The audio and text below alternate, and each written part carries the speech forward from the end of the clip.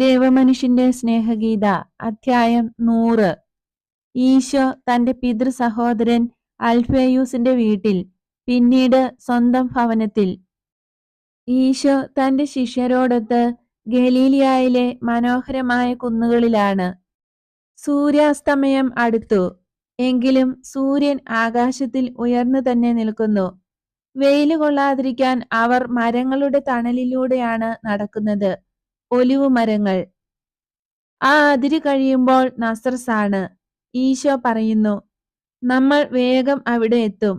പട്ടണത്തിന്റെ കവാടത്തിലെത്തുമ്പോൾ നമ്മൾ തമ്മിൽ പിരിയുമെന്ന് ഇപ്പോൾ തന്നെ ഞാൻ പറയുന്നു. യൂദായും ജെയിംസും ആഗ്രഹിക്കുന്നത് പോലെ അവരുടെ പിതാവിനെ കാണാൻ പോകും. പത്രോസും യോഹന്നാനും കൂടി ദരിദ്രർക്ക് ഭിക്ഷ കൊടുക്കാൻ പോകും.